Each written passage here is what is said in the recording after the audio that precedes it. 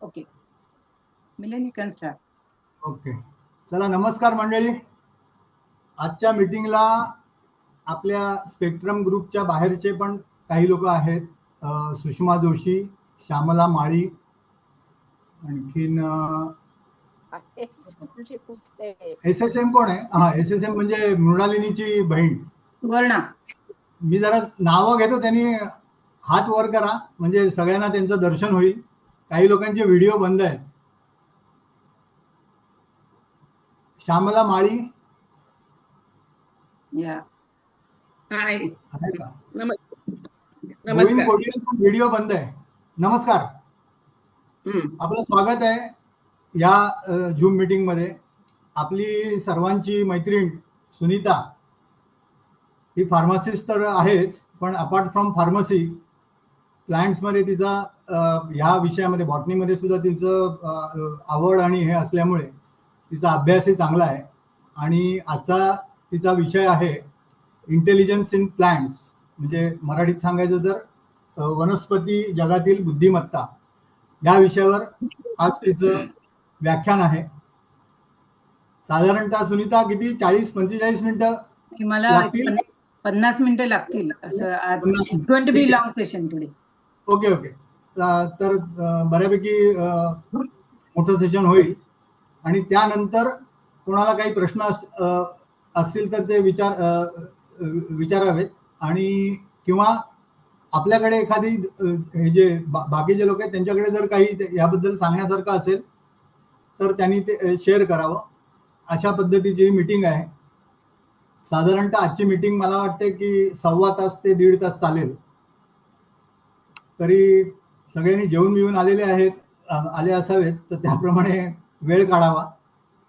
आणि आता मी सुनीताला विनंती करतो की तिने तिचं लेक्चर चालू करावं. थँक्यू मिलिंद. माझं नाव सुनीता गानू, औषध निर्माण शास्त्राची फार्मसी ग्रॅज्युएट आहे. मिलिंदने सांगितलंच. माझं बॉटनीमध्ये काही माझं शिक्षण नाही आहे. सायन्स ग्रॅज्युएटना त्यांच्या शिक्षण क्रमामध्ये मिळतं तेवढंच. पण आमच्या फार्मसी अभ्यासक्रमामध्ये मायक्रोबायोलॉजी, बायोकेमिस्ट्री यांचा समावेश होता.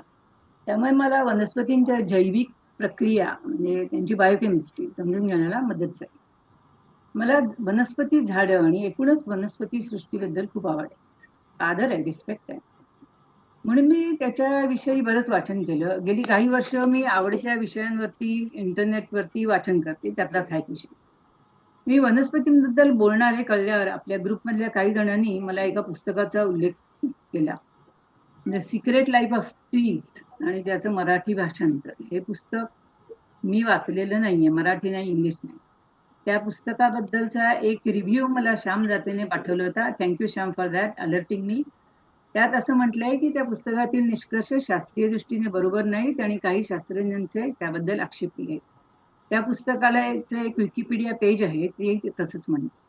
एनिवे, मी आज जे सांगणार आहे ते सगळी इन्फॉर्मेशन मी सायन्स आर्टिकल्स किंवा युट्यूबवरचे शास्त्रज्ञांचे काही टेट टॉक्स मला ऐकायला आवडतात वगैरे, त्या गोष्टींमधनं मला समजलेल्या ज्या गोष्टी आहेत त्याबद्दल मी सांगणार आहे.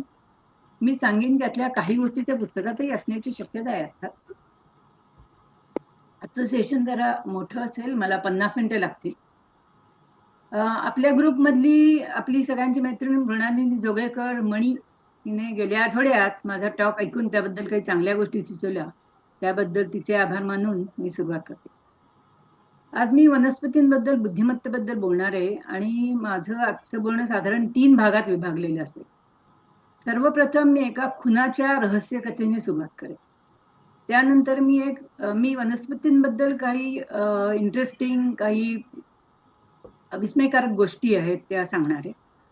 मग तिसऱ्या भागामध्ये शास्त्रज्ञ बुद्धिमत्ता कशाला म्हणतात, त्याचे काय निकष आहेत बुद्धिमत्तेचे, ते आपण बघू. आणि मग बुद्धिमत्तेच्या काही निकषांची यादी मी दाखवीन आणि मग आपण पाहू की वनस्पती हे निकष पूर्ण करतात.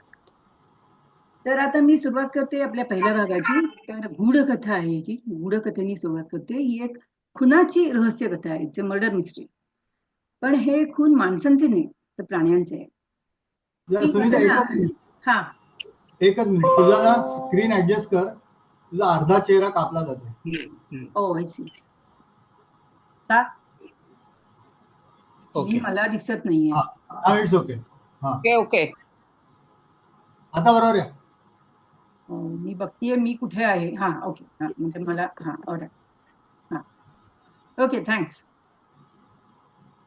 हा सुनीता मी आहे बर का. मी फक्त व्हिडिओ आणि हे बंद ठेवतीये सध्या जरा इकडे. ओके कल्पक थँक्यू. या ओके ओके. हा तर मी एका गूढकथेने सुरुवात करते. ही खुनाची रहस्य कथा आहे. ही प्राण्यांचे चे मृत्यू आहे त्याच्यात.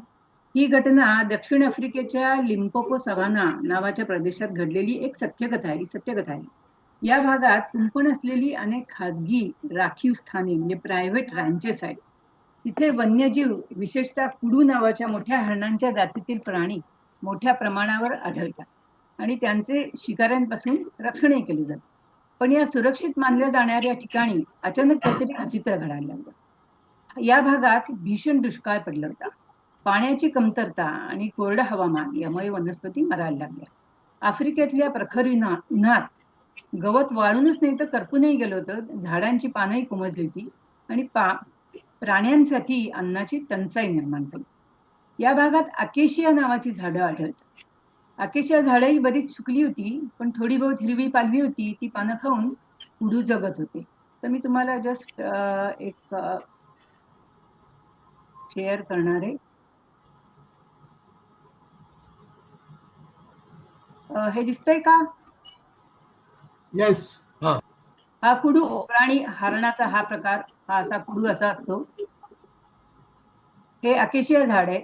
हे अकेशिया झाड त्या दुष्काळातलं वाळलेलं झाड नाहीये. हे नॉर्मल झाड आहे. फक्त मी तुम्हाला जरा आयडिया येण्यासाठी म्हणून हा त्याचा क्लोजअप आहे. असं गाठेरी झाड असतं.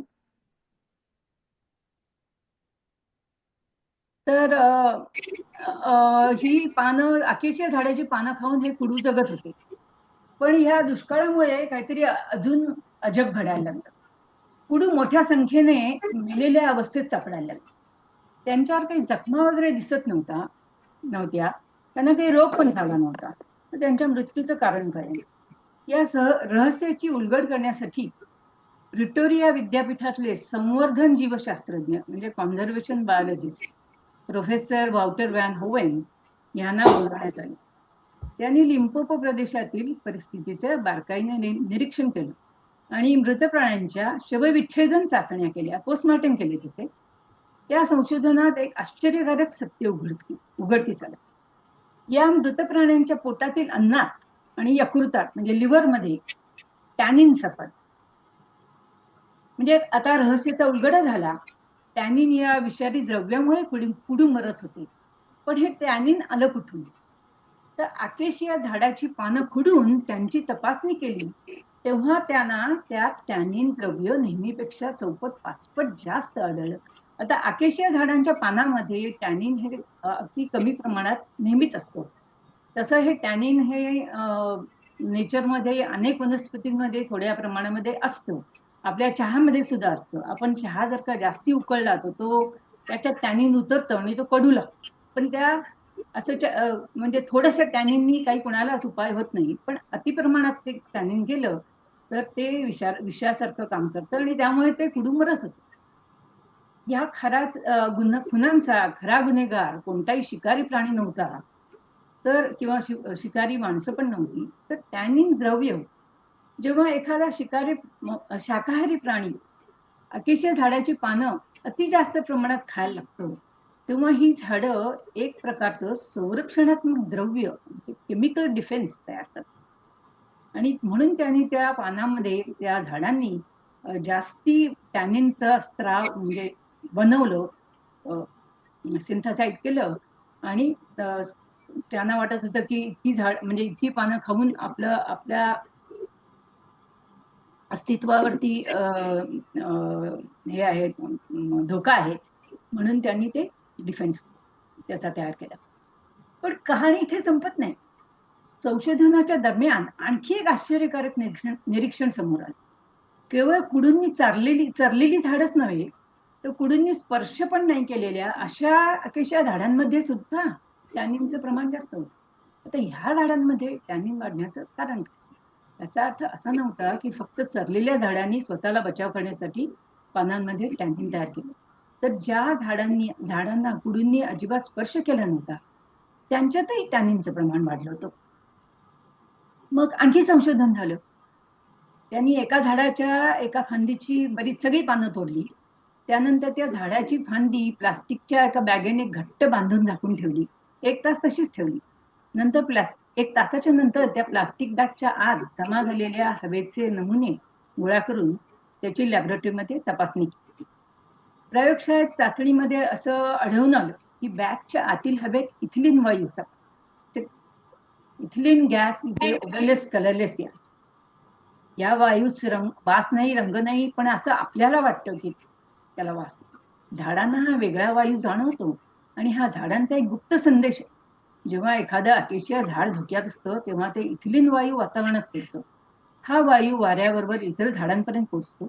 त्यामुळे आजूबाजूच्या झाडांना धोक्याचा इशारा मिळतो आणि तेही टॅनिनचं प्रमाण वाढवायला सुरुवात.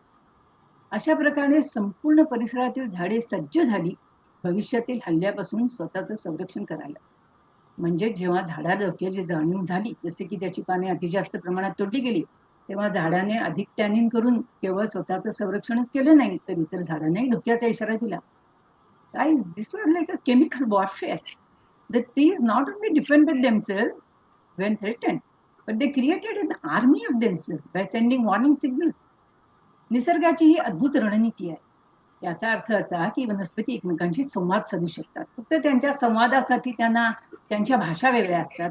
आपल्यासारखे त्यांना शब्द आणि भाषा नसतात. ते आवाज तोंडाने बोलू शकत नाहीत, आवाज तसे करू शकत नाहीत, पण काही वायू, काही वास, एक रंग ह्याच्यानी ते एकमेकांशी संवाद साधू शकतात आणि भविष्यातला धोका ओळखून प्रतिसाद देऊ शकतात.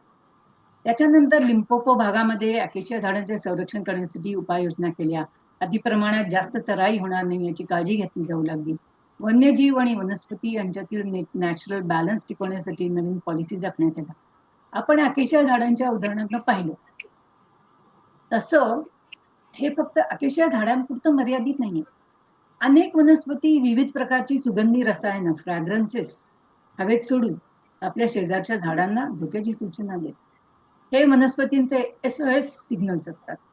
शास्त्रज्ञांनी आतापर्यंत सुमारे 1000 पेक्षा जास्त वेगळी रसायने अशी ओळखली आहेत, आयडेंटिफाय केली आहेत, जी वनस्पती संकटाच्या वेळी शेजारच्या झाडांना संभाव्य धोक्याची पूर्वसूचना देण्यासाठी वापरतात. आता इथे ही मर्डर मिस्ट्री ची गोष्ट संपली. आता मी आजच्या सेशनच्या दुसऱ्या भागाकडे येते. त्या वनस्पतींबद्दलची काही आश्चर्यकारक वैशिष्ट्य मला सांगायची. ह्या पृथ्वीवरील जो टोटल बायोमास आहे, म्हणजे जैव भार, म्हणजे सजीव सृष्टीतले म्हणजे सगळे प्राणी, वनस्पती सगळे मिळून त्याचं एकूण जर टोटल वजन बघितलं तर त्यातल्या 99.7% आर प्लांट्स. आणि मग आपण 8 अब्ज ह्युमन्स, प्राणी, जमिनीवरचे, समुद्रातले सगळे मिळून आपण फक्त 0.3%. I find this numbers fascinating. याच्यातून असं दिसतं की plants are extremely successful on earth. त्याच्यासाठी एवढा सक्सेससाठी त्यांना फारच म्हणजे इंटेलिजन्सची आवश्यकता आहे. तर त्यांच्या इंटेलिजन्सचा प्रकार वेगळा असतो आणि आपल्या मनामध्ये जी इंटेलिजन्सची कल्पना असते तसं नाही. त्यांच्या उत्क्रांतीवादामध्ये त्यांच्या जे डेव्हलपमेंट झालेली असते त्याच्यामुळे they are very successful on अर्थ. आणखी एक महत्वाची गोष्ट म्हणजे पृथ्वीवरील सर्व वनस्पती मिळून सुमारे 16 बिलियन मेट्रिक टन इतका कार्बन डायऑक्साईड वायू एका वर्षात वापरतात आणि हवा शुद्ध करतात. पण सध्या आपण मानव आपल्या औद्योगिकरणामुळे आणि वाहनांच्या धुरामुळे ह्याच्याहून जास्त कार्बन डायऑक्साईड निर्माण करतो आणि म्हणून ग्लोबल वॉर्मिंग होत आहे. ते ग्लोबल वॉर्मिंग कंट्रोल करण्यामध्ये वनस्पतींचा फार मोठा वाटा आहे. वनस्पतींचं आणखी एक वैशिष्ट्य म्हणजे ते स्वायत्त आहेत. They are independent. त्यांना अस्तित्वासाठी आणि अन्नासाठी कोणाची गरज नसते. हवेतला कार्बन डायऑक्साईड, पाणी आणि सूर्यप्रकाश याच्यापासून ते आपलं अन्न स्वतः बनवतात. They are primary fixers of solar energy. ते अन्न साखळीच्या तळाशी असतात, ज्यामुळे इतर सर्व जीवांना अन्न आणि ऊर्जा मिळते. आणखी एक वैशिष्ट्य त्यांचं म्हणजे मेंदूशिवाय बुद्धिमत्ता. चार्ल्स डार्विन चं नाव आपल्याला माहिती आहे, उत्क्रांतीवाद ज्यांनी मांडला त्या शास्त्रज्ञांनी रूट ब्रेन सिद्धांत मांडला होता. त्याचं म्हणणं की झाडांच्या मुळांच्या टोकामध्ये एक प्रकारची बुद्धिमत्ता असते, असा सिद्धांत त्यांनी मांडला होता. आणि त्याच्या प्रयोगांमध्ये मुळांची जर का टोकं कापली तर वनस्पतींच्या वाढीवर दुष्परिणाम होतो असं आढळलं. इटालियन वनस्पती शास्त्रज्ञ स्टिफॅनो मान्कुसो याच्या मते वनस्पतींचा मेंदू हा सगळ्या शरीरात सगळीकडेच असतो, सगळ्या भागांमध्येच असतो. असा ठराविक मेंदू असा नसतो. तरी देखील प्रत्येक भाग वनस्पतींचे सर्वच भाग, पानं, मुळं, फुलं, खोड हे वेगवेगळ्या संवेदना जाणू शकतात आणि त्याला रिस्पॉन्डही करू शकतात. हे भाग सगळे वेगवेगळे भाग ज्ञानेंद्रियांसारखं काम करतात आणि वनस्पती मेंदू नसला तरी देखील पर्यावरणाशी संवाद साधतात. झाडांचा मेंदू एखाद्या विशिष्ट भागात नसून सगळ्या शरीरभरच असतो असं त्याचं म्हणणं आहे. आणि झाडांवर त्याने असंख्य प्रयोग केले, त्यातले काही प्रयोग आपण नंतर बघणार आहोत. आणखी एक वैशिष्ट्य झाडांचं म्हणजे त्यांचा वेगळा कालमान, म्हणजे त्यांचा टाइम ऍक्सेस वेगळा असतो. काही वृक्ष हजारो वर्ष जगतात. अमेरिकेत स्टेकोया नावाचे प्रचंड वृक्ष आहेत, त्यांची जंगले आहेत. हे वृक्ष 2000, 3000हून जास्ती जुनी झाडं पण असतात. सगळ्या माझ्या वाचनात आलेलं आणि मला खूप इंटरेस्टिंग वाटलेलं एक झाड आहे, ऑस्ट्रेलियाच्या खाली एक टॅस्मेनिया नावाचं एक आयलंड आहे. जसं भारताच्या खाली श्रीलंका आहे तसं ते छोटस टॅस्मेनिया नावाचं एक बेट आहे, जे ऑस्ट्रेलियाचाच भाग आहे. तिथे ही वनस्पती सापडते आणि ती 43,200 वर्ष, कमीत कमी, कदाचित जास्त, 43,000 वर्ष जुनी आहे. ह्याचं कारण असं की ही वनस्पती ट्रिप्लॉइड आहे, म्हणजे आपल्यामध्ये क्रोमोझोम हे पेअर्स मध्ये असतात, राईट. ह्याच्यामध्ये ते डबल नसतात, ते ट्रिपल असतात. आणि त्यामुळे ते वंध्य आहे, म्हणजे ती ही वनस्पती स्टराईल आहे. आता कधी कधी जेनेटिक फॉल्टमुळे, जेनेटिक म्हणजे ऍक्सिडेंटमुळे प्राणी सुद्धा काही ट्रिप्लॉइड जन्मतात बरं का, पण ते पण वंध्य असतं. आता हे जे झाड आहे त्याला फुलं येतात, त्याचं फळ किंवा बी बनत नाही आणि तिचा प्रसार वनस्पतीजन्य पद्धतीने होतो. व्हेजिटेटिव्ह प्रोपॅगेशन, म्हणजे drops a branch and new tree grows where the branch takes root. आता टॅस्मेनियामध्ये 1.2 किलोमीटरच्या परिघाच्या भागातच फक्त ही सापडते, बाकी जगात कुठेही सापडत नाही. ऑक्टोबर 1996 मध्ये ही झाडं सापडली आणि न्यूजपेपरमध्ये मोठ्या बातमीने त्याला प्रसिद्धी मिळाली. ऍक्च्युली हे प्लांट इतकं जुनं आहे, म्हणजे ते इंडिव्हिज्युअल त्याची जी झाडं आहेत ती 300 वर्षाची असतात, पण this plant has been making clones of itself for 43,000 years. आता हे त्यांना कसं कळलं, तर त्यांनी फॉसिल्स सापडले त्याचे. त्या फॉसिल्सचे कार्बन डेटिंग वरनं त्यांना हे झाड इतकं जुनं आहे असं आढळलं. मी तुम्हाला त्याचं एक हे दाखवते,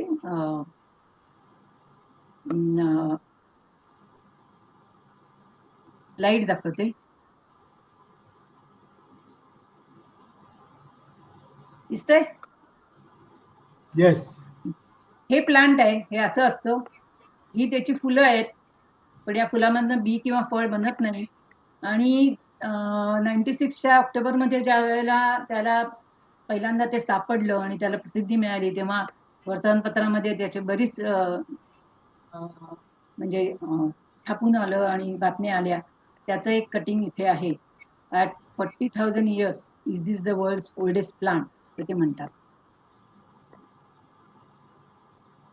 आता आणखी एक वनस्पतींची वैशिष्ट्य म्हणजे त्यांची हालचाल. ते ऍक्च्युली हालचाल करू शकत नाहीत, कारण म्हणजे एक हालचाल एका ठिकाणाहून दुसरीकडे जाऊ शकत नाही, कारण they are deeply rooted in the soil. पण तरी देखील वनस्पती हालचाल करतात. फक्त अगेन त्यांचा टाइम ऍक्सिस वेगळा असल्यामुळे त्या हालचाली इतक्या मंद असतात की त्यामुळे आपल्याला त्या दिसत नाहीत, जाणवत नाही. पण कळीचं फूल होणं ही एक हालचालच आहे. पण काही वनस्पती मात्र जलद हालचाल करू शकतात. उदाहरणार्थ व्हीनस फ्लायट्रॅप म्हणजे हे एक कीटक खाणारी एक वनस्पती आहे, कार्निवरस प्लांट आहे. ऑल्सो लाजाळूचं झाड, टच मी नॉट. लाजाळूचं झाड आपण सगळ्यांनी पाहिलं लहानपणापासून, त्याला बोट लावलं की त्याची पानं निघतात. ते आपल्याला दिसणारी ती हालचाल ती झाडं करतात. आणखी एक डान्सिंग प्लांट नावाची पण वनस्पती जलद हालचालीसाठी प्रसिद्ध आहे. त्याचा मी पुढे दुसऱ्या काही याच्यानी दाखवीन, त्याचे व्हिडिओ सुद्धा दाखवीन. तर व्हीनस फ्लायट्रॅप हे आमच्याकडे पण होतं, आम्ही आणलं होतं घरी. ते विकत मिळतं. तर त्याची ही कदाचित म्हणजे कॉमन नाहीये, लाजाळू सगळ्यांनी बघितलंय. तर त्याची मी तुम्हाला हे दाखवते, व्हिडिओ दाखवते.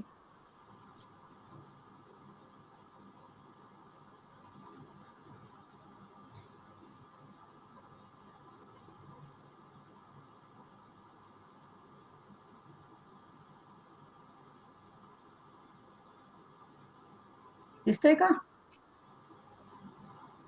आलं आलं. हा, आता हे झाड आहे, क्लोजअप आहे या झाडाचा. तर कीटक त्याच्यामध्ये आत गेल्यावरती ते कसं पटकन मिटतं. म्हणजे जे सायन्स स्टुडंट नाही आहेत त्यांना हे कदाचित लहानपणी आपण शाळेत शिकलो तर आठवत नाही मला, पण हे जरा कॉमनली नोन नाही आहे, म्हणून मला दाखवायचं आहे.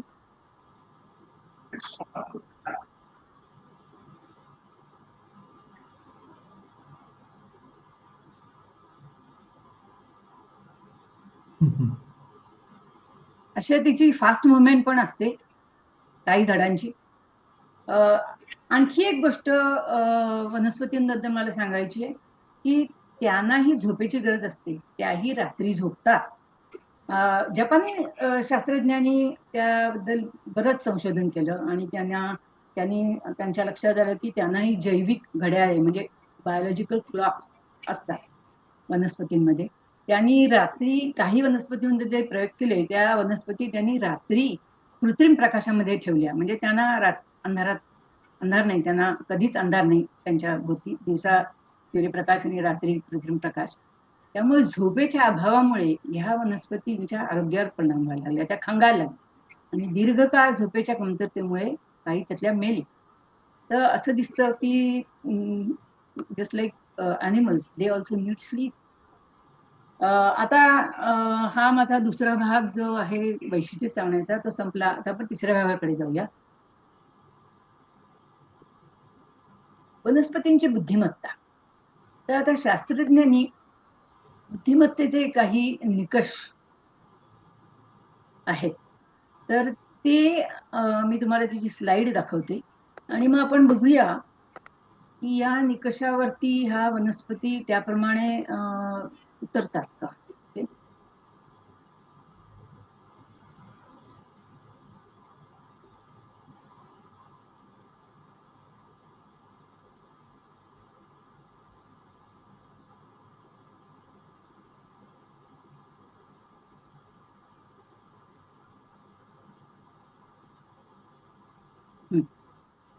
क्रायटेरिया ऑफ इंटेलिजन्स दिसतंय का? स्लाइड दिसतेय? हो हो हो दिसते. Criteria of intelligence. पहिला निकष असा आहे की perception of our environment and ability to react to it, म्हणजे आजूबाजूच्या परिस्थितीची जाणीव आणि त्याला प्रतिसाद. Number 2, communication and social interaction, म्हणजे संवाद आणि सामाजिक परस्पर संवाद. नंबर 3, मेमरी अँड लर्निंग, स्मृती आणि ट्रेनिंग. नंबर 4, प्रॉब्लेम सॉल्विंग, समस्या सोडवण्याची क्षमता. 5 नंबर, प्लॅनिंग, नियोजन. 6, क्रिएटिव्हिटी म्हणजे सृजनशीलता. आणि 7, कॉन्शियसनेस म्हणजे जाणीव. हे बुद्धिमत्तेचे निकष आहेत 7. आता आपण बघूया की वनस्पती या निकषाला च्या उतरतात का त्याला. जगदीशचंद्र बोस यांनी सिद्ध केलं की वनस्पती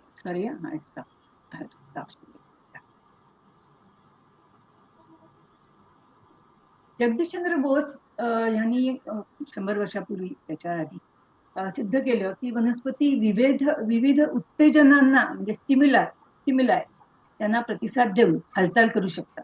त्यांच्या हालचाली सूक्ष्म असतात, जसे की प्रकाश म्हणजे लाईट, खत किंवा विषारी पदार्थांच्या संपर्कामुळे होणाऱ्या या प्रतिक्रिया असतात. त्यांनी एक क्रेस्कोग्राफ नावाचं एक उपकरण त्यांनी डेव्हलप केलं, जे वनस्पतींच्या अत्यंत सूक्ष्म हालचाली मोजू शकत होते. बोस यांनी या हालचालींचा अर्थ असा लावला की वनस्पतींमध्ये जाणीवेची शक्ती आहे. आपण लहानपणी वाचलं होतं की ऐकलं होतं की त्यांनी असं संशोधन केलं की वनस्पतींना भावना आहे, पण ऍक्च्युली तसं नाही. त्यांना म्हणायचं होतं की वनस्पतीमध्ये जाणीवेची शक्ती. त्यांनी असं प्रयोगांनी सिद्ध केलं की वनस्पतींमधील हालचाली या विद्युत प्रवाहामुळे होतात. म्हणजे इलेक्ट्रिकल इम्पल्सेस त्यांच्यामध्ये इलेक्ट्रिकल करंट्स वाहतात आणि त्यामुळे त्यांच्या हालचाली होतात, स्लो जरी असले तरी सुद्धा. त्यांच्या संशोधनामध्ये वनस्पतींमध्ये नर्वस सिस्टीम किंवा मज्जासंस्था असल्याच्या संकल्पनेला त्यांनी चालना दिली. आता अनेक सायंटिस्ट जगातले आधुनिक वनस्पती शास्त्रज्ञ ते सुद्धा हे मान्य करतात. त्यांनी मान्य केलंय की त्यांची एक वनस्पतींची एक नर्वस सिस्टीम असते, ब्रेन नसतो, पण इलेक्ट्रिकल करंटनी त्यांचं म्हणजे ते इलेक्ट्रिकल करंट डिटेक्ट झालेले आहेत प्रयोगामध्ये. 100हून अधिक वर्षानंतर बोस यांच्या निरीक्षणांबद्दल नव्याने उत्सुकता निर्माण झाली. या क्षेत्रात मोठ्या प्रमाणावरती प्रयोग होत आहेत आणि बोस यांचे भौतिक निष्कर्ष प्रयोगाद्वारे सिद्ध होत आहेत. त्यामुळे त्यांचं कार्य वनस्पती विज्ञानाच्या नव्या शाखेच्या प्लांट न्यूरोबायोलॉजी त्याचा आता उगम व्हायला बघतोय. म्हणजे पुष्कळ बोटॅनिस्ट असं म्हणतात की प्लांट न्यूरोबायोलॉजी ही एक वेगळं फील्ड आहे आणि ते त्याच्यावरती संशोधन झालं. आता आपण जे ह्याचे बुद्धिमत्तेचे निकष पाहिले, त्यातला हा जो पहिला निकष आहे की पर्यावरणाची जाणीव आणि त्यानुसार प्रतिसाद. तर आता पानांचं सूर्यप्रकाशाकडे वळणं फोटोसिंथेसिससाठी तुम्ही इंडोर प्लांट्स जर का असतील कोणाकडे तर ते खिडकीजवळ ठेवलेले प्लांट्स त्या खिडकीच्या दिशेने ते वळतं आणि त्याची पानं पण वळतात. हे म्हणजे प्रकाशाला त्यांनी रिस्पॉन्ड केले ना, लाईटला. शुष्क हवामानात म्हणजे मॉइश्चर नसलेल्या म्हणजे कमी असलेल्या ह्याच्यामध्ये स्टोमॅटा बंद होतात. स्टोमॅटा म्हणजे पानांच्या सरफेसवरती सूक्ष्म पर्णेंद्रिय पर्णछिद्र असतात. Small pores.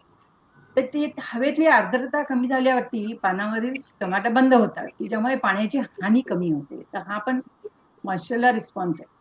आधार शोधणारे टेंड्रिल्स म्हणजे वेलींची टेंड्रिल म्हणजे त्याचा अंकुर किंवा कोंब म्हणजे वेलीचा जो एक वरचा भाग असतो टोकाचा, की जो आधार शोधत असतो आजूबाजूला टेंड्रिल, तर ते आधार शोधून जे त्या भोवती गुंडाळतात. आता त्या कोंभाला किंवा त्या अंकुराला हे कसं कळतं की आजूबाजूला आधार आहे काहीतरी, ते शोधतात आणि पकडतात. ह्याच्याबद्दल एक त्या मी जो मगाशी मेन्शन केला स्टिफॅनो मान्कुचो हा इटालियन सायंटिस्ट, त्या बोटॅनिस्टनी बरीच त्याच्यावरती कुस्कुटा नावाच्या एका वनस्पतीवरती हे केले, प्रयोग केले. आणि कुस्कुटा म्हणजे अमरवेल बर का, आपण ज्याला अमरवेल म्हणतो. मी तुम्हाला जरा कल्पना येण्यासाठी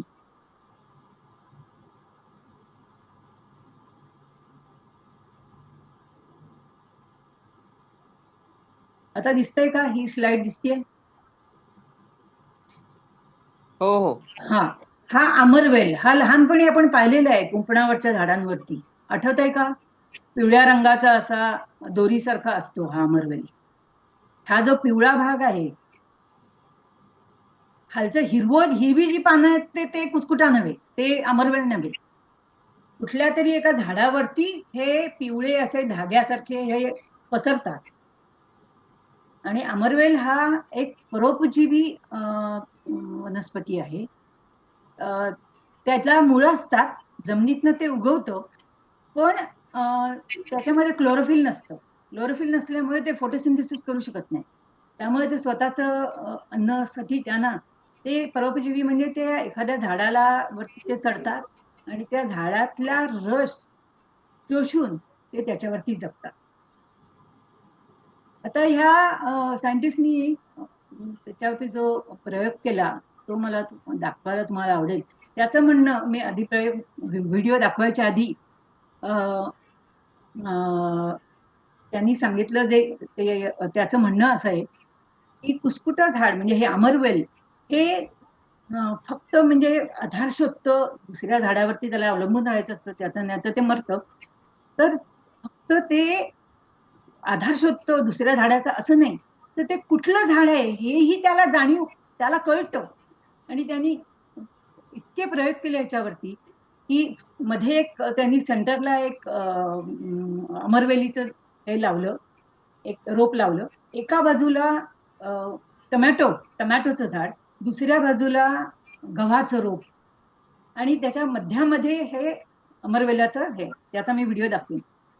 तो म्हणतो की ते अमरवेल, आता हा जो व्हिडिओ आहे तो टाइमलॅप्स आहे, तो फास्ट फिरताना दिसतो तसा ऍक्च्युली नाही, पण तो हळूहळू जो आजूबाजूला तो फिरून तो आधार शोधत असतो आणि त्याला कळतं की दोन्हीकडे 2 प्लांट्स आहेत आणि त्यातली तो निवड करतो.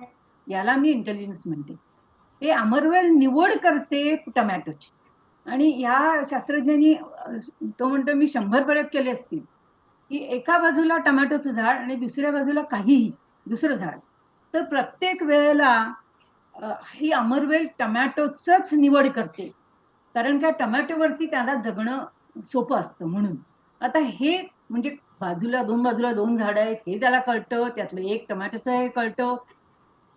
कुठलंच दोन झाडं नसतील, एक झाड असलं जवळ तर ते त्या झाडावर चढतं, दॅट इज ओके. पण जर का त्याला चॉईस असेल तर ते टोमॅटोचं झाडच निवडतं. हे मला खूप फॅसिनेटिंग वाटतं. त्याचा मी तुम्हाला एक व्हिडिओ दाखवते.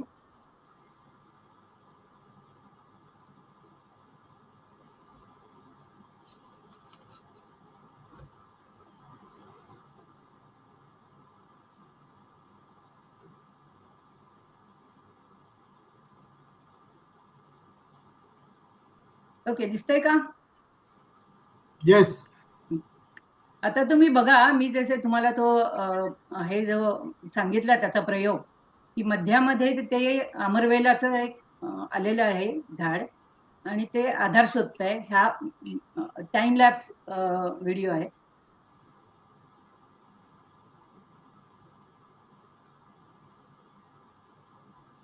हे आहे हे अमरवेल आहे, जमिनीत आलंय, जमिनीतनं आलाय.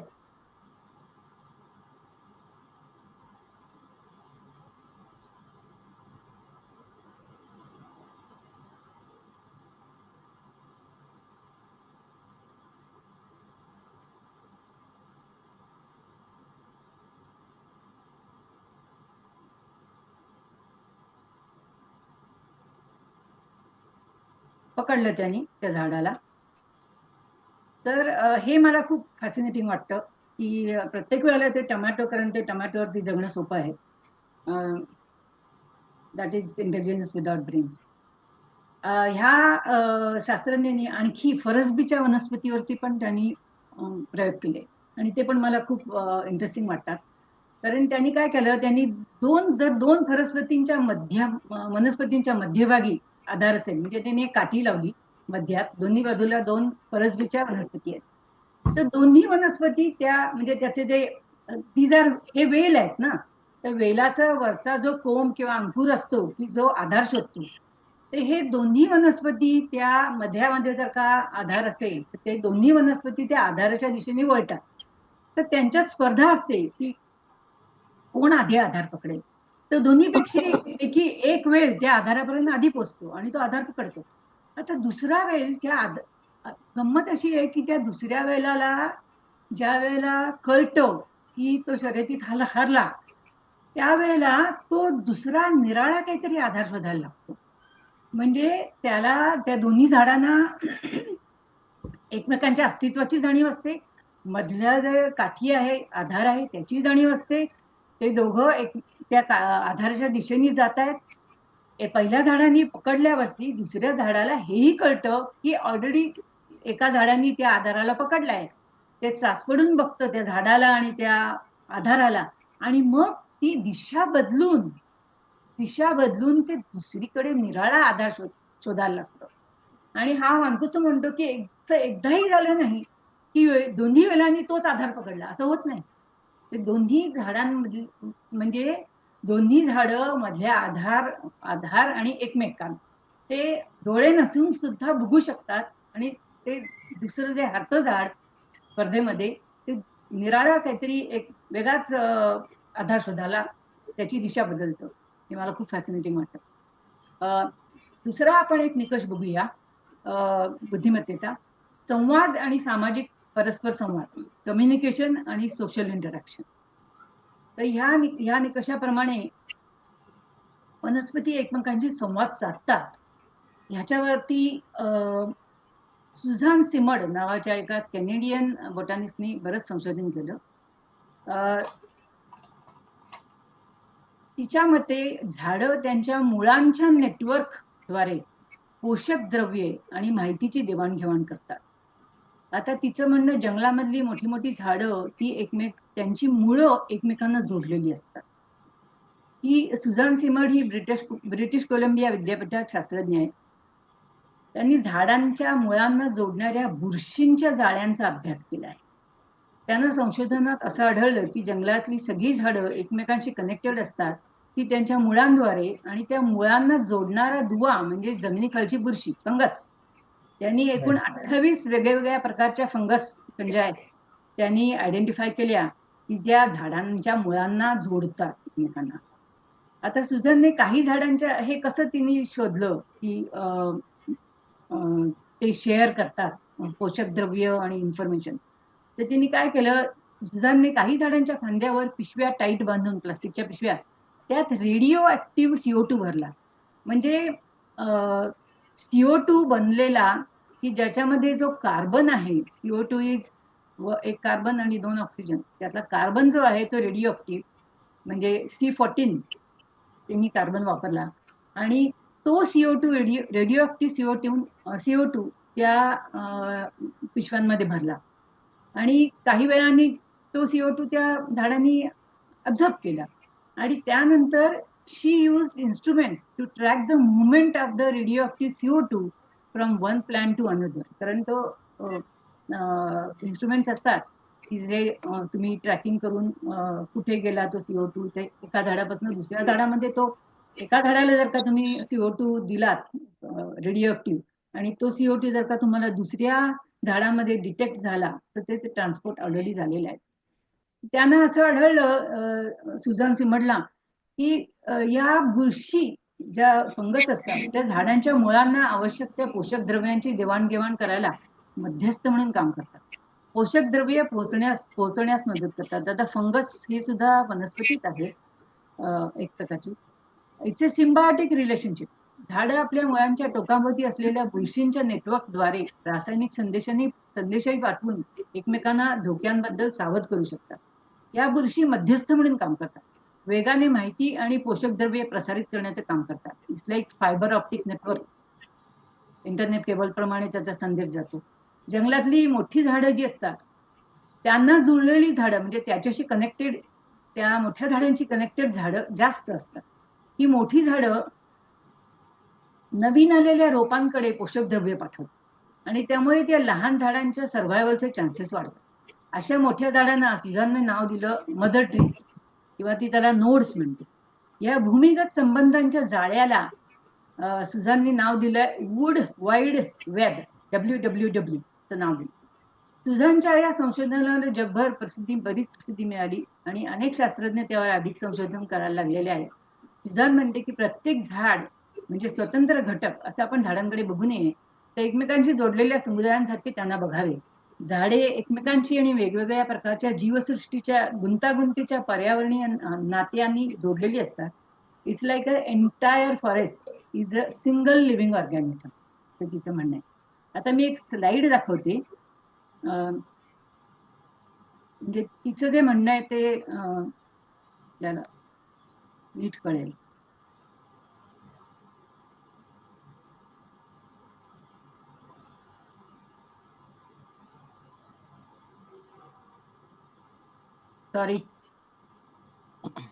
Sorry wrong.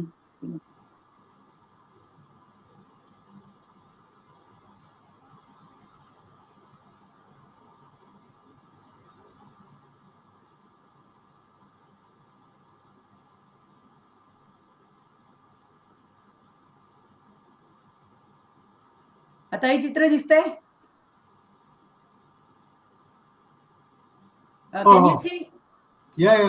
हा, आता ही जी हा, तर तिचं म्हणणं अशा तऱ्हेने, आता हे जे आहेत मोठे मोठे गोळे जे दिसत आहेत तिथे सर्कल्स, ही सर्कल्स म्हणजे झाडं आहेत.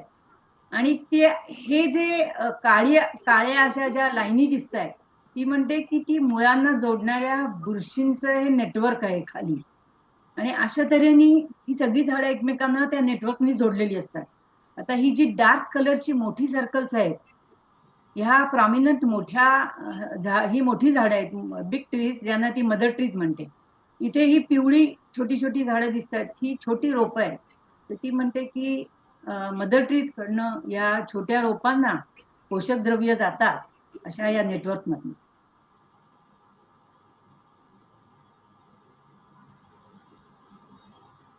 आता या परस्पर संबंधामध्ये शत्रुत्व सुद्धा येतं बरं का. ओक नावाचे वृक्ष आणि झेंडू ह्या दोन वनस्पती फॉर एक्झाम्पल अशा आहेत की ज्या विषारी पदार्थ वातावरणात सोडतात, की ज्यामुळे दुसरी कुठली झाडं त्यांच्या आजूबाजूला वाढूच शकत नाही.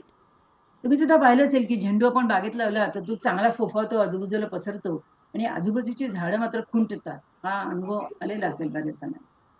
आता आपण बुद्धिमत्तेच्या तिसऱ्या निकषाकडे जाऊया, स्मृती आणि शिक्षण.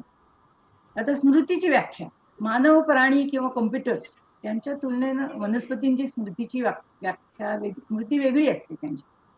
त्यांची स्मृती त्यांच्या पूर्वीच्या अनुभवांवरती आधारित असते. उदाहरणार्थ कीटकांचा हल्ला किंवा काही रोग किंवा हवामानातील बदल किंवा व्हायब्रेशन्स, कंपन यासारख्या अनुभवानुसार त्याची मेमरी ठेवून ते पुढील वेळेस जास्त चांगला प्रतिसाद देतात. त्याच्यावरती पण काही संशोधन आणि प्रयोग झालेले आहेत. अगेन स्टिफॅनो मान्कुसो हा जो शास्त्रज्ञ आपण आधी पाहिला त्याचे प्रयोग, त्यांनी लाजाळूच्या झाडावरती काही प्रयोग केले आणि आपण पाहिलंय की लाजाळूचं झाड, त्याला बोट लावलं की पानं मिटतं. तर त्यांनी त्या झाडांना असं ट्रेनिंग दिलं की जे स्पर्श धोकादायक नसतात त्या स्पर्शानंतर लाजाळूनी पानं मिटू नये असं त्याला ट्रेनिंग दिलं. त्यांना आढळलं की वनस्पती ही आपली स्मृती 40 दिवसापर्यंत टिकू शकते. आता हे प्रयोग त्यांनी कसे केले, हे आहे सगळं माझ्याकडे मटेरियल. हे लाजाळूला कसं ट्रेनिंग दिलं हे डिटेल्स मी आता वेळेअभावी इथे सांगत नाही, पण कुणाला अधिक माहिती असल्यास मी नंतर डिटेल्स पाठवीन. तर त्याच्या मते की त्याला असं ट्रेनिंग पण देता येतं. आता आणखी एक ट्रेनिंग देता येतं झाडाला किंवा त्याची मेमरी, याच्यावरती आणखी एक उदाहरण म्हणजे डान्सिंग प्लांट. तर ह्या डान्सिंग प्लांट त्याचं नाव आहे, त्याचं बोटॅनिकल नाव आहे कोडोरिओकॅलिप्स मोटोरियस. तर हे झाड वनस्पती प्रकाश, लहान कंपनं म्हणजे व्हायब्रेशन्स, रेडिओ सिग्नल्स या सगळ्यांना प्रतिसाद देऊन पानांची हालचाल करतात. आणि ही पानांची हालचाल जरा डोळ्यांनी दिसू शकते अशी असते. शास्त्रज्ञांनी या झाडाला ट्रेनिंग दिलं. रोज एक ठराविक प्रकारचं म्युझिक लावल्यावर हे झाड त्याला प्रतिसाद द्यायला लागलं. म्हणजे काय आहे की त्या झाडांनी त्या music creates vibrations and the plant responded and retained the memory of those particular vibrations. त्यामुळे ते पर्टिक्युलर म्युझिक लागल्यावरती त्याची ती मेमरी आणि त्या व्हायब्रेशन्सना रिस्पॉन्ड म्हणून ते पानं हलवायला लागलं, म्हणजे रिस्पॉन्ड करायला लागलं. ते विशिष्ट संगीत वाजल्यावरती तिची पानं हलायची, ते दिवसेंदिवस ती हालचाल अधिक वेगवान व्हायला लागली. त्यामुळे असं दिसतं की वनस्पतींना स्मृती आहे आणि ते ट्रेनही होऊ शकतं. त्याच्याबद्दल सुद्धा एक व्हिडिओ आहे, तुम्हाला दाखवायला आवडेल. This is probably the last one I want to share. Dancing plant.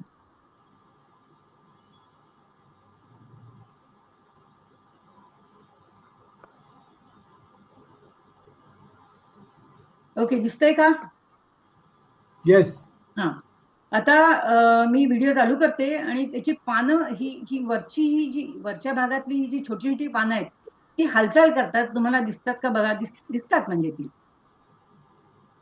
हे बघा, हे हलतंय, हे हलतंय, हे हलतंय, हे हलतंय,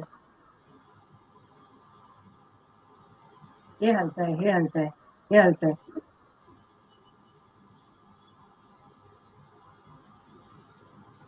ओके, अशा तऱ्हेने हे झाडाला ट्रेनिंग देता येतं असं या शास्त्रज्ञांचं म्हणणं आहे.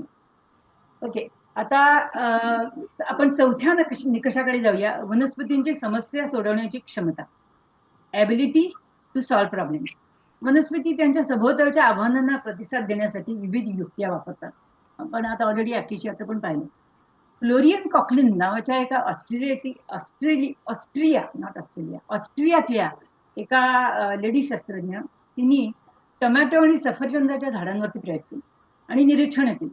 टोमॅटो वनस्पती संरक्षणात्मक उपाय वापरतात. टोमॅटो वनस्पतीवरती जर का अळींचा हल्ला झाला, अळ्या त्या त्यांच्या पानामध्ये विषारी पदार्थ तयार करतात आणि मिथाइल जॅस्मोनेट नावाचा वायू सोडतात हवेत. हा वायू शेजारच्या वनस्पतींना इशारा देतो, त्यामुळे त्याही स्वतःचे संरक्षणात्मक उपाय चालू करतात. We have already seen that acacia plant also does that. Tomato वनस्पती यांच्यामध्ये कीटकांशी संवाद सुद्धा साधण्याची क्षमता आहे.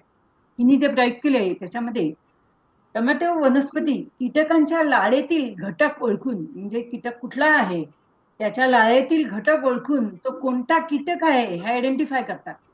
इन्स्टंट टेस्टिंग आणि इन्स्टंट रिझल्ट. त्या कीटकाच्या प्रकारानुसार विशिष्ट वासाचे उत्पादन करतात. म्हणजे कुठलं कीटक आहे हे सुद्धा आजूबाजूच्या झाडांना वॉर्निंग मिळते. उदाहरणार्थ स्पायडर माइट्स या हल्ल्याच्या वेळी, स्पायडर माइट्स नावाचा जो कीटक असतो त्याच्या हल्ल्याच्या वेळी त्या अशा वासाचं उत्पादन करतात की जे स्पायडर माइट्स खाणाऱ्या इतर कीटकांना अट्रॅक्ट करतात. म्हणजे ते मला खूप अमेझिंग वाटलं होतं वाचलं तेव्हा, की त्या आळ्यांना खाण्यासाठी, स्वतःचा बचाव करण्यासाठी त्या दुसऱ्या कीटकांना बोलावतात, इन शॉर्ट आकर्षित करतात काही विशिष्ट प्रकारचा एक वास हवेत सोडून. सफरचंदाची झाडं सुद्धा अशा तऱ्हेने पक्ष्यांना मदतीला बोलवतात. सफरचंद झाडावरती कॅटरपिलर त्याचा हल्ला झाला, कॅटरपिलर नावाचा एक किडा, तर ते विशिष्ट वासाचं उत्पादन करतात की त्या वासामुळे ग्रेट टिट नावाचे पक्षी त्या झाडाकडे आकर्षित होतात आणि मग हे पक्षी येऊन ते कॅटरपिलर खातात, ज्यामुळे झाडाचं संरक्षण होतं. हे म्हणजे कसं माहितीये, स्वतःच्या संरक्षणासाठी शत्रूला मदतीला बोलवण्यासारखं झालं. हे मला खूप वाचल्यावरती खूप फॅसिनेटिंग वाटलं होतं. आता आपण वनस्पती पुढच्या निकषाकडे जाऊया. वनस्पतीचं नियोजन म्हणजे प्लॅनिंग. तर वनस्पती त्यांच्या वाढीचे विविध टप्पे पर्यावरणाच्या परिस्थितीनुसार नियोजित करतात. म्हणजे हंगामानुसार वाढीचं नियोजन करतात.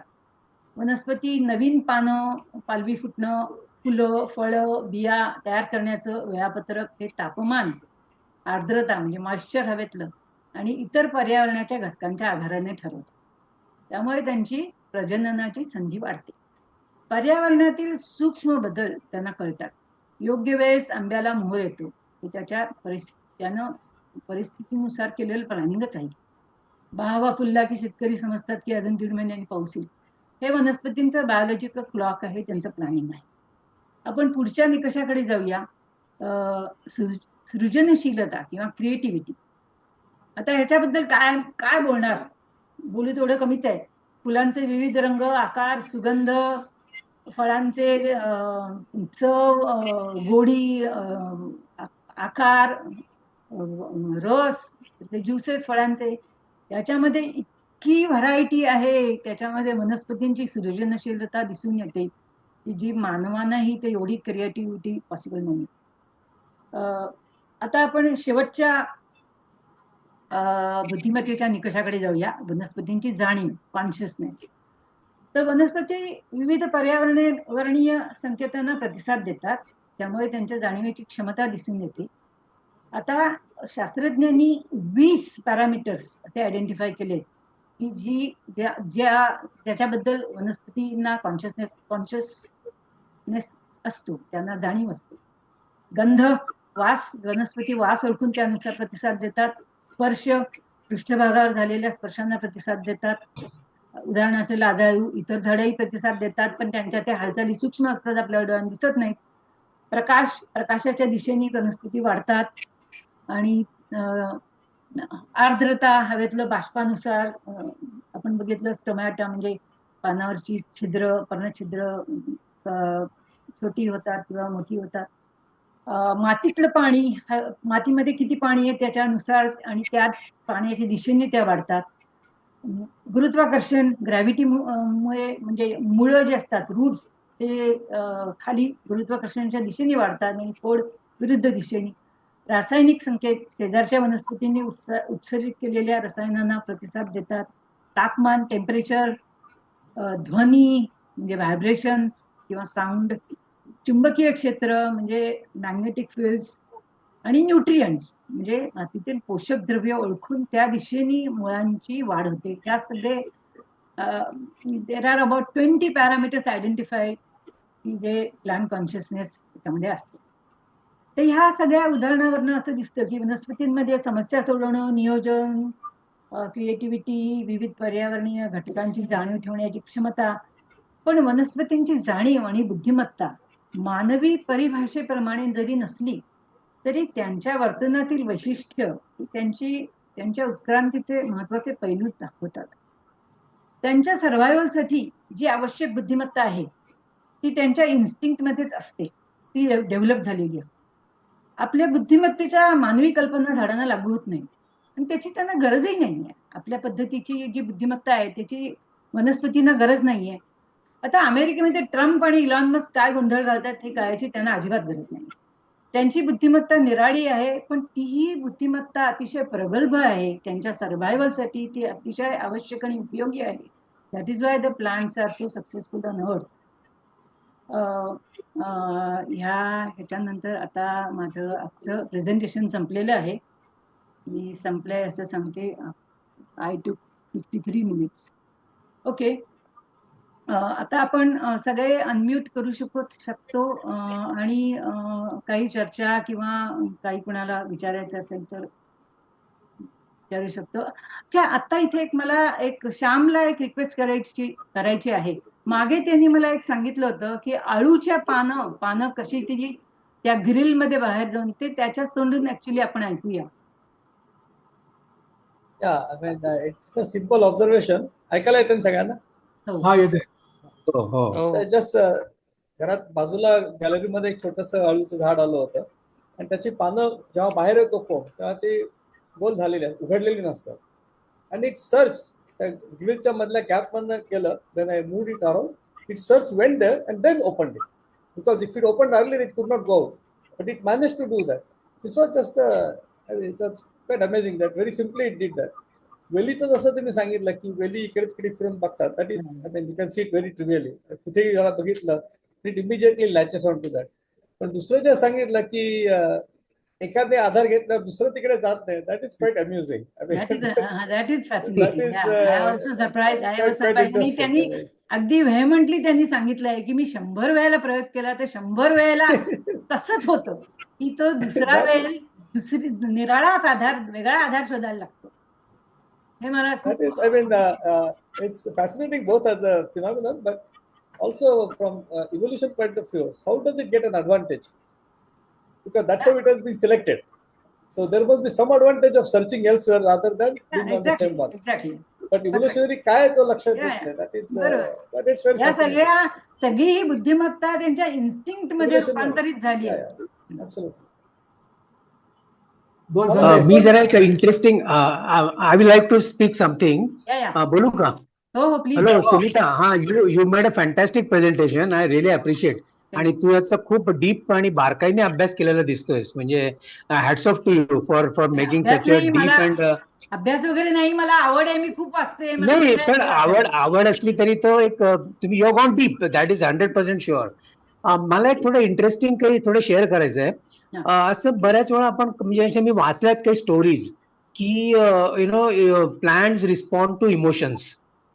आणि ह्या बाबतीत काही संशोधन झालं काय, माझा एक प्रश्न आहे. पण मी त्याच्या आधी काही एक स्टोरी सांगतो जी मी वाचलेली आहे की अशा एका म्हणजे स्त्रीनी तिच्या झाडांबद्दल तिला काहीतरी बराच राग आला होता आणि त्या झाडांची ती she spoke very harshly to that tree you know. आणि ती ऍक्च्युली फ्लॉवरिंग ट्री होती, म्हणजे ते जास्वंदाचं काहीतरी झाड होतं. This a true story from Nashik actually which I read. तर ते समाव शी गॉट सो अनॉइड आणि ती त्या झाडाशी इतकी अशी म्हणजे काय म्हणतात तर kind of so harshly spoken. तर ते झाडाने नंतर फुलं देणं बंद केलं फॉर क्वाईट सम टाइम. आणि दिस इज अ फॅक्ट. आणि नंतर मग समोर तिच्या लक्षात आलं की कदाचित आपण असं बोलल्यामुळे ते झालं असेल. आणि नंतर मग then after few months or something तिने थोडंसं वेगळ्या तऱ्हेने अप्रोच केला आणि हळूहळू then it recovered and started giving flowers. आणि आफ्रिकेमध्ये असं मी वाचलंय की तुम्हाला जर एखादं झाड कापायचं असेल तर कापू नका. You just go and curse it every day आणि त्याला शिव्या द्या. You hate it. You give him all गालीज, all bad words. And slowly the tree will wither away. No, this is something very interesting. म्हणजे जे आपण इंटेलिजन्सचा जो एक फॅक्टर म्हणतो, this is going beyond intelligence. Actually it's a kind of a perception of the emotions of the person who is around you. आणि हा जो काही एक फॅक्टर आहे हा कितपत स्टडी झालाय. आणि आता हे काय just because this topic has come up I would like to ask this question. आणि हा खूप इंटरेस्टिंग क्वेश्चन आहे. म्हणजे तुम्हाला जर झाडांना चांगलं जगवायचं असेल, तुम्हाला झाडांकडून काही चांगलं रिस्पॉन्स पाहिजे असेल तर you need to speak very nicely, lovingly to them. The love factor हा जो काय आहे युनिव्हर्सचा, ते लव्ह फॅक्टर हा पण between the living organisms transmit होतो. असं दिस इज अ बेसिक थिअरी की अबाउट द इमोशन्स. तर हा वनस्पती वर्ल्ड मध्ये किती प्रमाणात दिसतो किंवा म्हणजे त्याच्याबद्दल काही रिसर्च झालाय का? हो, याच्यावरती मला सांगायचं आहे की याच्यावरती मी खूप वाचलंय. याच्यावरती पण खूप रिसर्च झालेला आहे. पण अगेन म्हणजे काही शास्त्रज्ञ जसं ते काही शास्त्रज्ञ हे पटत नाही, काही शास्त्रज्ञांना पटतं. त्यामुळे अजून ती त्याच्याबद्दल असं क्लॅरिटी नाहीये का? अच्छा. आणि आपण ज्या गोष्टी वाचतो त्या कितपत खऱ्या आहेत, त्या व्हॉट्सअप युनिव्हर्सिटी मधल्या आपण गोष्टी वाचत असतो. त्या WhatsApp university is not very reliable. त्यामुळे त्यामुळे नाही, पण ऍक्च्युली माझा स्वतः आता अगेन हे माझं मत आहे की वनस्पतींना जाणीव होते आपल्या भावनांची. कित्येकदा माझ्या बागेतल्या झाडांची मी बोलते. एखादं म्हणजे मी बोलत असते त्यांच्याशी आणि मी बोलते एखाद्या झाडाचं त्याला सांगते की आता पुष्कळ दिवस झाले, आता तुला फुलं यायला हरकत नाहीये. हाय टाइम यू स्टार्ट फ्लॉवरिंग. आणि मग काही दिवसांनी फुलं येतात. तर मला असं वाटतं मी बोलल्यामुळे आली. I don't know. ऍक्च्युली या बाबतीमध्ये ना I would like to share. बरोबर आहे. पुरावा नाही आहे आणि काही शास्त्रज्ञ मानतात, काही शास्त्रज्ञ मानत नाही. म्हणून मी मी खूप वाचलंय याच्याबद्दल. पण म्हणजे जर संशोधन झालंय त्याच्याबद्दल पण वाचलंय, पण कन्क्लुझिव्ह काही नसल्यामुळे मी याच्याबद्दल ह्या आजच्या प्रेझेंटेशन मध्ये बोलले नाही. याच्या बाबत एक आणखी एक इंटरेस्टिंग एक आहे सिनारिओ. दापोली का हरिहरेश्वरच्या साईडला जोशी काका म्हणून एक आहेत. ते स्वामी समर्थांचे भक्त आहेत आणि त्यांचे तिथे उपासना केंद्र आहे. तिथे त्यांनी अशी म्हणजे बरीचशी म्हणजे लोकांच्या राशीप्रमाणे का नक्षत्राप्रमाणे अशी वेगवेगळी झाडं प्लॅन्ट केली आहेत. पण that is one the spiritual side of it, that is different. But the thing is that ते त्यांची अशी एक सिस्टीम आहे की ते झाडांशी बोलतात आणि तिथे तुम्ही ते व्हिजिट करू शकता. तो ते प्लेस ऍक्च्युली मला ते लोकेशन एक्झॅक्टली माहित नाही, प्रॉब्ली गुगलवर कोणी सर्च केलं त्यांना मिळून जाईल. तर तिथे बरेच म्हणजे अशी खूप सारी झाडं लावली आहेत आणि ज्यांच्याशी ते तुम्ही जाऊन पण बोलू शकता किंवा तुम्ही जाऊन पण त्यांच्याशी एक काइंड ऑफ संवाद साधू शकता. आणि त्या संवादाचा थोडाफार रिस्पॉन्स त्यांच्या म्हणणं असे की ते झाडांकडून मिळतो. म्हणजे अशा टाईपचं एक आहे लोकेशन आहे की which probably can be visited by our friends who are interested. कदाचित याच्यावरती आणखी सखोल कदाचित संशोधन होईल आणि ते कदाचित पुढे मागे अगदी कन्क्लुझिव्हली प्रूव्ह पण होईल. बघूया आपण. I don't know. प्रश्न होता की इमोशन्स आहेत की नाही झाडाला, पण त्याचं तू उत्तर आता दिलं. संजयनी तोच प्रश्न विचारला. तर माझ्या वाचनामध्ये एक लेख आला होता ज्यामध्ये त्या लेखिकेने असं लिहिलं होतं की तिची आजी कोकणामध्ये कुठल्या तरी छोट्या गावात राहत होते. तिची आजी परसातल्या किंवा बागेतल्या त्यांच्या झाडांशी रोज बोलायची आणि त्याच्यावरून घरातले इतर लोक त्याची चेष्टा पण करायचे. पण इन्सिडेंटली असं झालं की त्या आजी वारल्या आणि विदिन 15 days का 1 month ते जे झाड होतं की ज्या झाडाशी ते जास्ती जवळीकीने बोलायच्या ते झाड सुद्धा हे झालं, मेलं. मी पण वाचल्या तशा गोष्टी, पण डोंट नो. नाही, या बाबतीमध्ये मी एक इंटरेस्टिंग सांगतो, मला आठवण आली म्हणून. तुम्ही पु ल देशपांडेंचा अंतू बर्वा बघितला असेल, म्हणजे I think most of us would have seen और त्याचा एक एपिसोड वाचला असेल. तर त्याच्यामध्ये तो काय म्हणतो माहितीये का, त्यांची बायको खूप लवकर वारलेली असते. तर तेव्हा त्याच्या बोलण्यामध्ये जेव्हा पुलंशी जेव्हा बोलतो ना अंतू बर्वा, तेव्हा तो असं एक दुःखाने असं म्हणतो की बायको गेल्यानंतर माझ्या घरचा आंबा मोहरला नाही.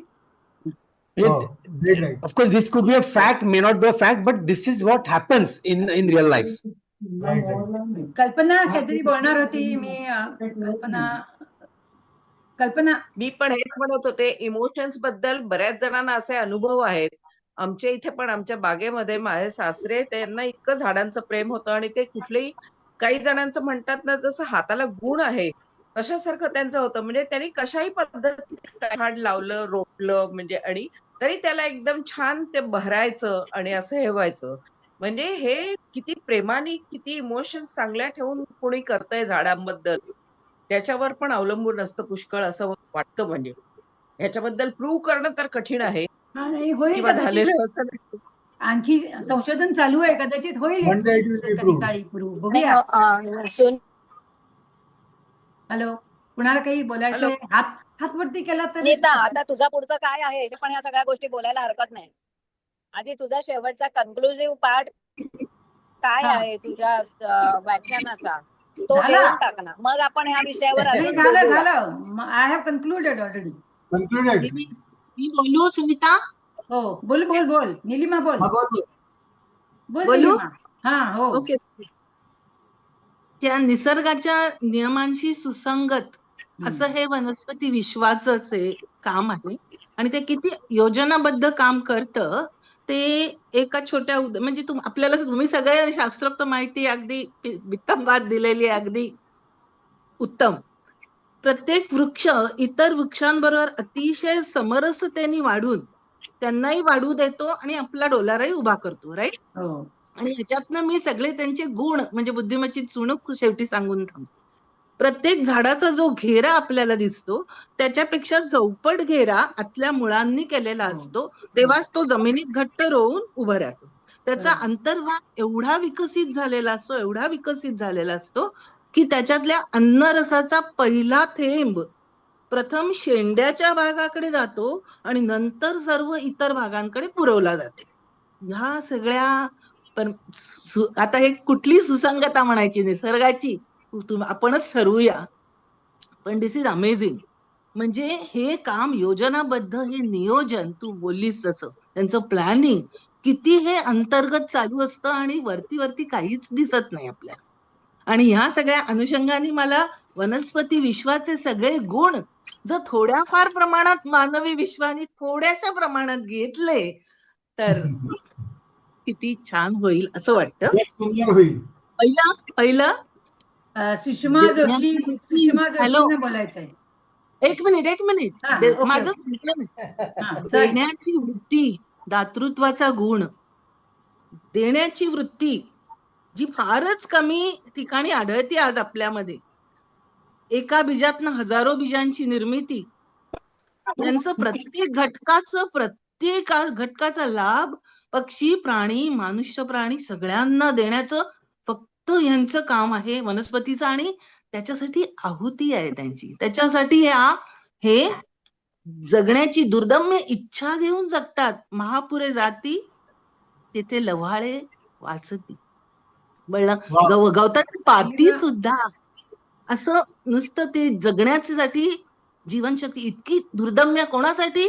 इतर विश्वातल्या घटकांना लाभ होण्यासाठी फक्त. दुसरी नम्रता, फळं फुलं लगडलेली, नुसती अशी वाकलेली असतात, वाकलेली, राईट. अपपर भाव नाही. चोर पण ते फळ काढू शकतो. आपल्या सोसायटी सारखं नाही, माझं झाड आहे, माझी फुलं, माझं फळ, नो. ओके.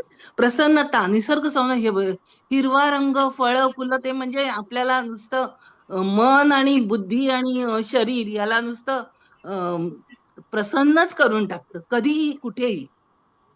शांतता, सावली, वारा, या गोष्टी आपल्याला मिळाल्या तर नीरव शांतता मिळते. आणि धैर्य, कठीण परिस्थितीत अन्न, पाणी, सूर्यप्रकाश मिळवण्यासाठी एक पूर्ण जगण्याची धडपड विलक्षण आहे. हे सगळे गुण खरोखरच घेण्यासारखे आहेत. उत्क्रांतीवादात वनस्पती विश्वातनं प्राणी विश्व आलं, प्राणी विश्वातनं आपण मनुष्य, तर आपण हे सगळं थोडस आपल्यात अंगी थोडस जरी आलं ना तरी पुष्कळ मिळवलं असं वाटतं मला. निलिमा, हे तुझं म्हणणं सगळं बरोबर आहे, पण हे म्हणजे आपण आपल्या मानवी भावनेने विचार करतो. वनस्पतींना भावना नसतात, त्या शेअर करतात, त्या शेअर करतात, त्यांना ऑप्शन नसतो, आपण त्यांना ओरडत घेतो. मी त्याच्यातले गुण सांगितले, ती बुद्धिमत्ताच होय असं मी सांगितलं. ती बुद्धिमत्ता. सुषमा जोशींनी हात वरती केलाय, तुम्हाला बोलायचंय? हो, नमस्कार. सुषमा जोशी म्हणजे तुमच्या लक्षात विद्या, मला कळलं नाही. विद्या, हा बोल बोल बोल. It's okay.